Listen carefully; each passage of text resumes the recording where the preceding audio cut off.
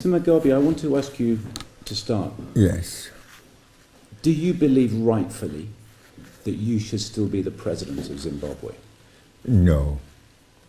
I don't believe I should be. I believe the person who should come after me should be properly elected. But you believe, that is all. But you believe that... And I will assist. You believe that your removal was what? Illegal? Yes, my removal was forced. I had to resign in order to save the situation, and the people who advised me were saying, if you don't resign, there's going to be bloodshed. There's going to be bloodshed, please. And some of them were religious guys, so I said, fine, I will resign. Did you resign because you feared for the safety of your own family? No, for the safety. My family, even now, is safe. It was the safety of the people. But there were gunshots fired here. Your wife was alone here. Yes, there were guns fired, but that's it. No, on the whole, we are safer than the rest of the people. Mm. So you believe that the new president of Zimbabwe is in his job illegally? Yes, I believe that. Why are you saying that? Oh, because he wasn't elected. Who elected him? He is an imposition of the army. And we are saying, let's get that position corrected. What do you think of Mr. Mnangagwa? Here is a man who describes you as a father. Yes. What kind of son has he been to you? Of course, sons will not always be obedient once to the father.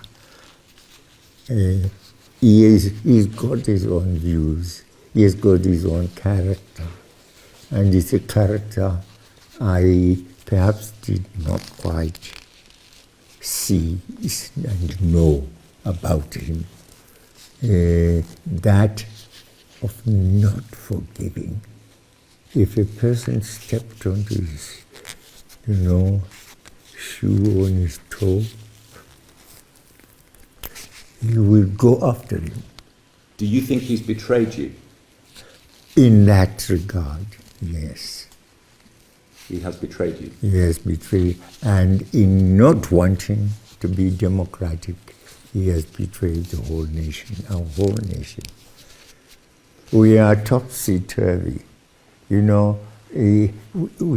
used to be the pride, not just of Zimbabwe, but of our region, SADC.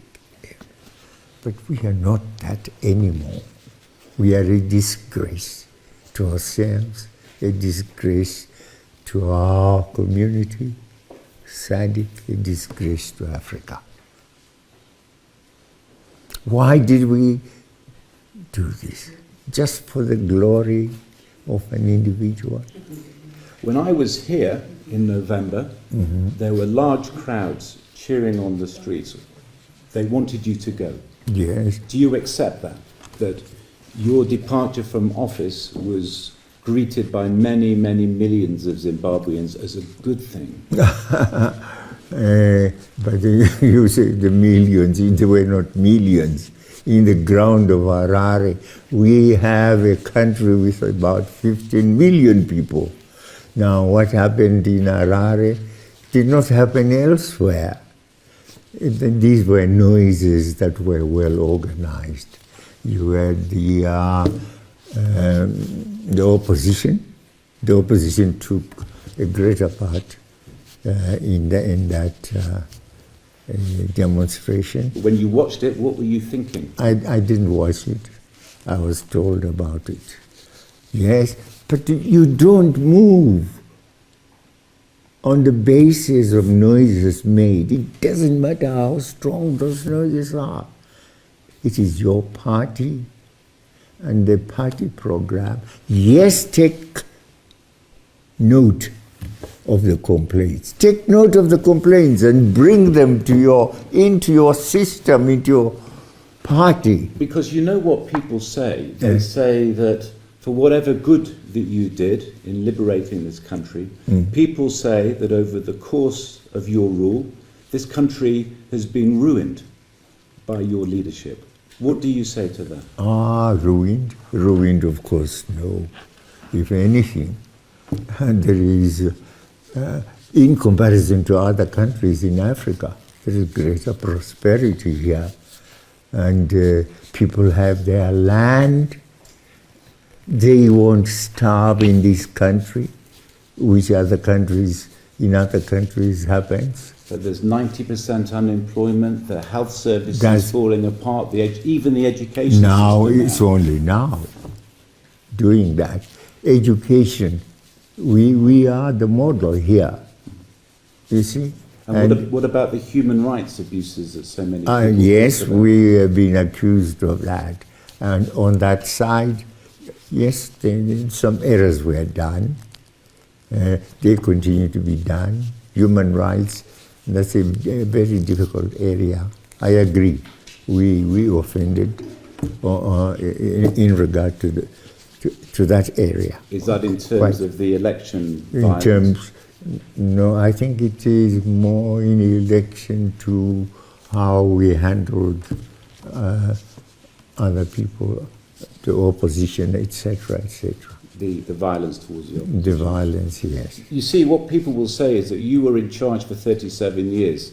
For the errors that were made, for the problems that Zimbabwe has now, there can really be only one person to blame, and that is Robert Mugabe. No, just one person. How can you say one person? One person was leading a party, and the party had its own program. But we weren't that bad in comparison to other countries. No. ZANU-PF said the problem was not with Robert Mugabe, but with Robert Mugabe's wife, that you wanted Grace Mugabe to be the next president. But that's nonsense. And anyone who becomes president must be a member of the party. She wasn't. And must also be processed within this party system. And that is said, of course, by those who would want to find fault with me. And some terrible stories were told about your wife, that she tried to poison Emerson Mnangagwa. No, but he regretted later. He said, no, it was not our dairy products which had poisoned him. He was poisoned on the plane. That's what he said. The food that was given him. No, my wife would never do that. She's a Christian. We are both Christians. You believe that she's an innocent woman and you were innocent? She would never poison. If anything, we used to eat together with Emerson, the food she cooked, you see. They have tried to, tarnish my wife, even to the extent of saying the degree which she got and she got after hard working. We used to go through her papers, and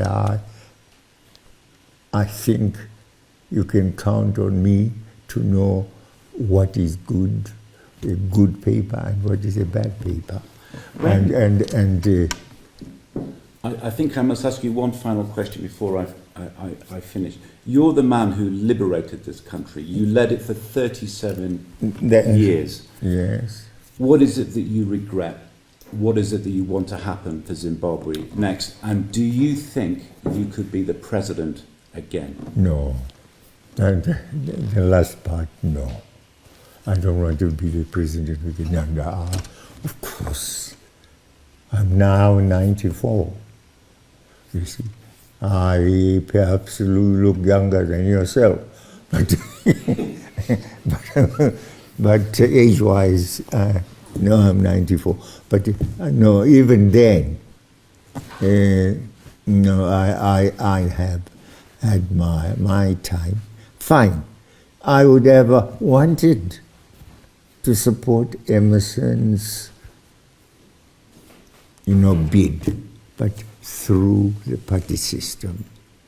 And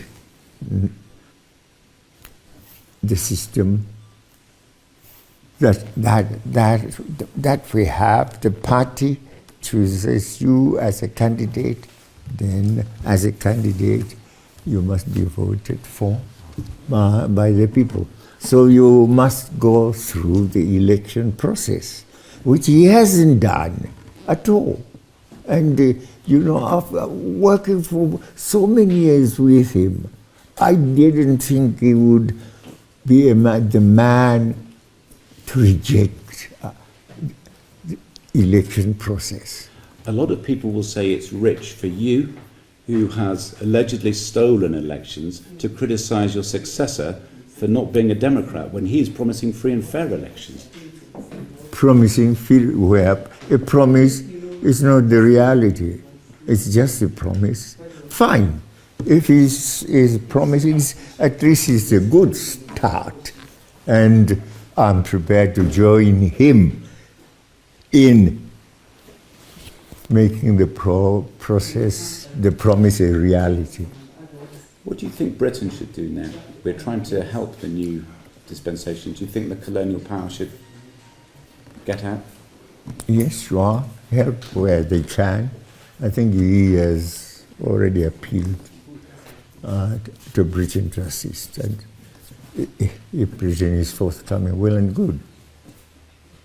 It will help our people generally. But we must be on proper tracks. Get back to constitutionality.